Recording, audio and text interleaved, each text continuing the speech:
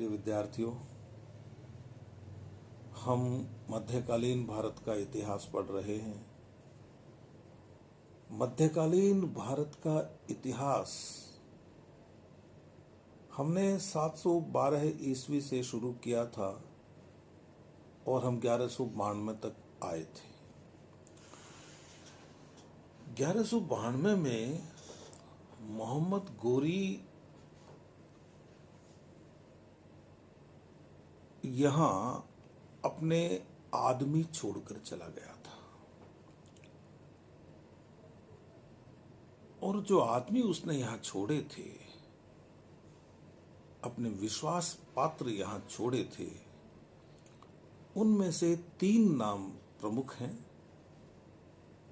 एक कुतुबुद्दीन ऐबक का, एक नासिरुद्दीन कुबाचा का और एक अली मर्दान खिलजी का, जो इख्तियारुद्दीन को मारकर बंगाल का शासक बन गया था। यह प्रश्न बार बार आपके सामने उठेगा कि दिल्ली सल्तनत का वास्तविक संस्थापक कौन है, किसे माना जाना चाहिए। 3 विकल्प हैं हमारे सामने। क्या मोहम्मद गोरी को दिल्ली सल्तनत का वास्तविक संस्थापक माने? उसका काम इतना ही था कि उसने एक रास्ता जो महमूद गजनवी के हमलों के बाद बंद हो गया था, भारत आने का रास्ता, उसको फिर से खोल दिया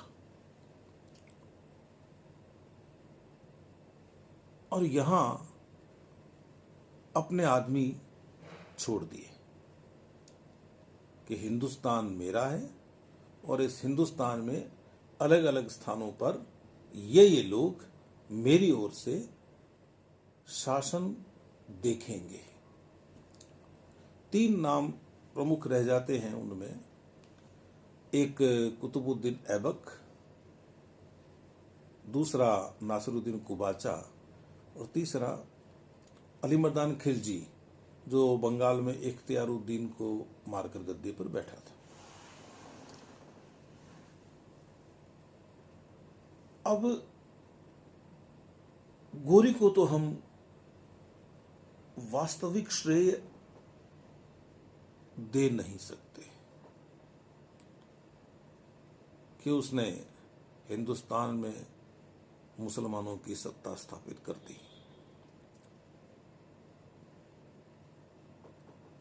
तो ये उपलब्धि किसके खाते में जाएगी? भविष्य में इस्लाम किसके खाते में यह लिखेगा?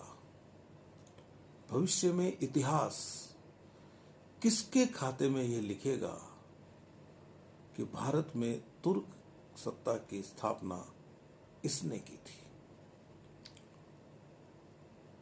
गोरी को तो मान नहीं सकते क्योंकि वह तो यहां से चला गया था। अपने आदमी छोड़कर जाने से कोई संस्थापक थोड़े हो जाता है। तो क्या ऐबक को माने? ऐबक के सामने जो कठिनाइयां थी, उतनी ही कठिनाइयां उसके उत्तराधिकारी इल्तुतमिश के सामने थी। वैसे तो उसका उत्तराधिकारी आराम शाह बना, लेकिन वह रह नहीं सका, जल्दी उसको हटा दिया गया। तो फिर कैसे ऐबक को हम दिल्ली सल्तनत का संस्थापक मानेंगे? एक बात और भी है, न तो कोई प्रशासनिक व्यवस्था,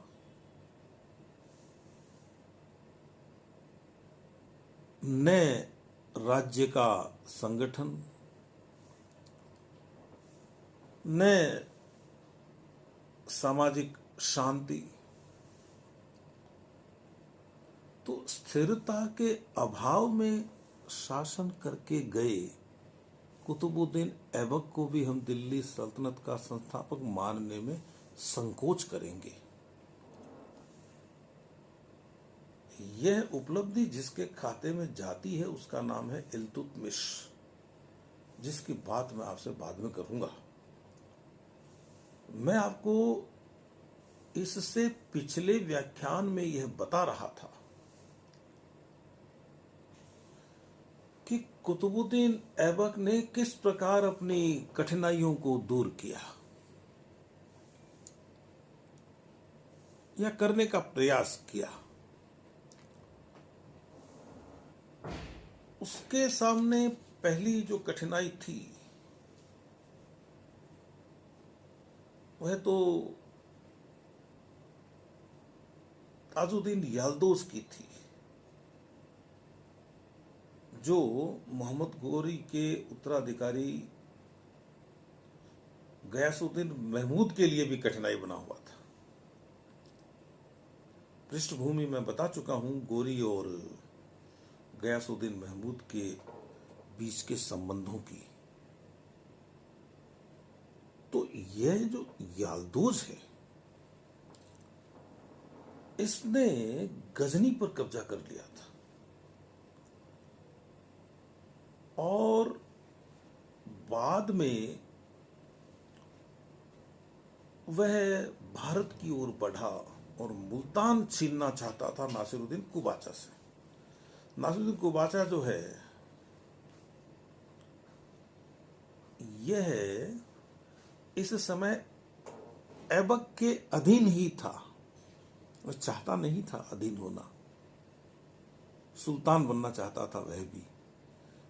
लेकिन गोरी के उत्तराधिकारी गयासुद्दीन महमूद की ओर से मान्यता मिल गई थी कुतुबुद्दीन ऐबक को, तो उसे रहना पड़ा उसके साथ।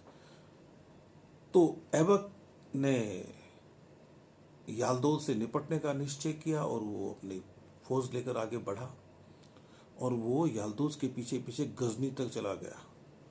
40 दिनों तक वह गजनी में रहा, उसने वहां शासन किया।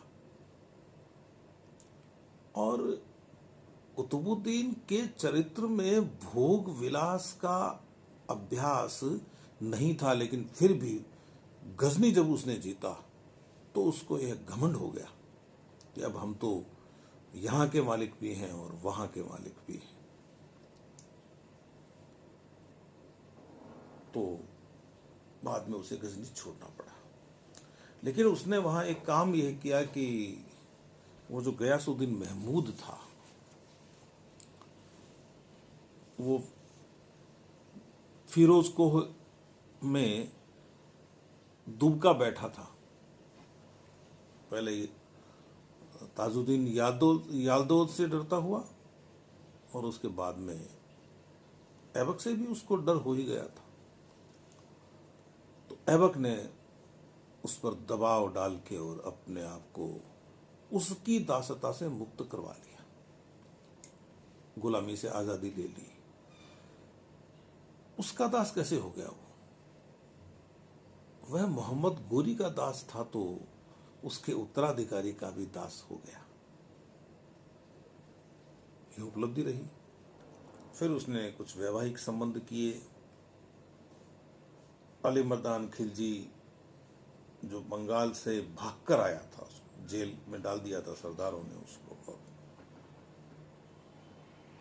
अली मर्दान खिलजी के साथ इसने समझौता किया ताकि बंगाल भी कुतुबुद्दीन के अधीन रह जाए। लेकिन जो सबसे बड़ी चुनौती थी ऐबक के सामने वह थी भारत के हिंदू राजाओं की।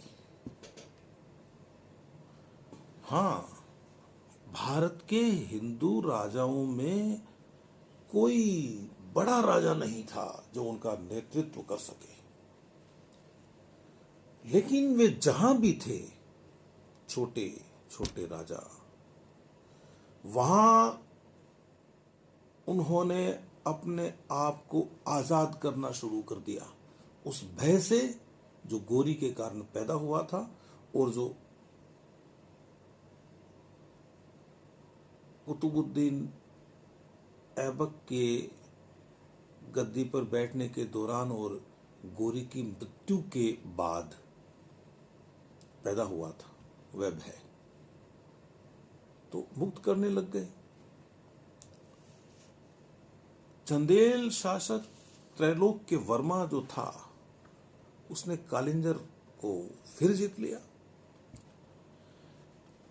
परिहारों ने ग्वालियर वापस ले लिया।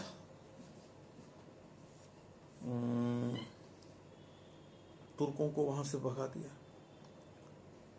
जो बीच का क्षेत्र है उसके भी कई छोटे छोटे राजा जो किसी जमाने में किसी दबाव में ऐबक के माध्यम से और गोरी के अधीन हो गए थे या नाम मात्र के अधीन थे या ऐबक का मुकाबला नहीं कर पा रहे थे, वे भी आजाद हो गए कि अब हमारा कथित मालिक कोई नहीं है। स्थिति ऐसी हो गई कि यह लगने लगा था कि तुर्क सत्ता उखड़ जाएगी। राजपूतों में यदि कोई बड़ा नेता होता तो कोई बड़ी बात नहीं थी। इस समय तुर्क सत्ता को उखाड़ना जो अभी जमी ही नहीं थी पूरी सी, अंतर विरोध था उसमें भी। कुतुबुद्दीन को नासिरुद्दीन महमूद स्वीकार नहीं कर रहा है, मन में स्वीकार करने से स्वीकार होता है, दबाव में स्वीकार कर रखा था, अवसर देख रहा था, न उसको अली मर्दान खान स्वीकार कर रहा है। लेकिन ऐबक ने इनका दमन किया, वो दबाने में सफल रहा इन लोगों को। और दबाने में सफल रहने का मतलब मेरा यह है कि वे ऐबक के खिलाफ खड़े नहीं हो पाए। ताकत तो झोंकी ही ऐबक ने भी, हालांकि ये ताकत झोंकने के बाद भी कालिंजर और ग्वालियर को वापस नहीं ले सका।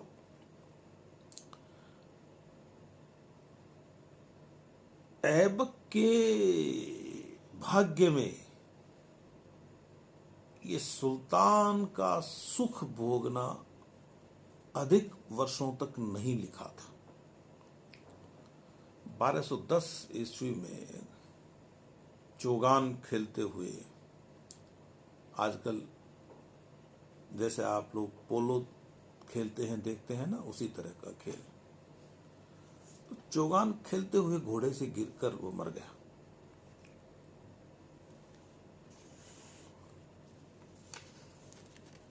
अब घोड़े से गिरकर मर जाने के बाद तो जो भारत की स्थानीय शक्तियां हैं उनको जागना चाहिए था, लेकिन बाद में इल्तुतमिश के रूप में एक ऐसा सुल्तान आ गया था कि जागने की वो स्थिति बनी ही नहीं। कुतुबुद्दीन ऐबक के व्यक्तित्व की बात करें तो कुतुबुद्दीन ऐबक योद्धा था, इसमें कोई शक नहीं है। शातिर भी था, चतुर था। मौका देख के उसने गयासुद्दीन से सुल्तान पद की मान्यता ली और मौका देख के वह दासत्व से आजाद हुआ। उसने विरोधियों को भी दबाया,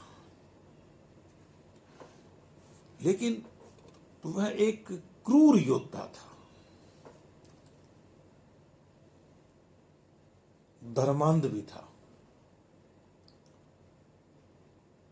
लाखों लोगों को इसने मारा है। मिन्हाज अपनी किताब में लिखता है कि वह जब दान करता था तो खुलकर करता था, अपने आदमियों को ही करेगा, और लाखों में करता था। इसलिए उसे कुछ लोग लाख बख्श भी कहते हैं, आपको ध्यान रहे। लेकिन एक बात और भी लिखता है मिन्हास, कुतुबुद्दीन के चरित्र को स्पष्ट करती बात। वह लिखता है कि उसकी उदारता निरंतर चला करती थी और इसी प्रकार उसका हत्या कर्म भी कभी बंद नहीं होता था। यह था कुतुबुद्दीन ऐबक।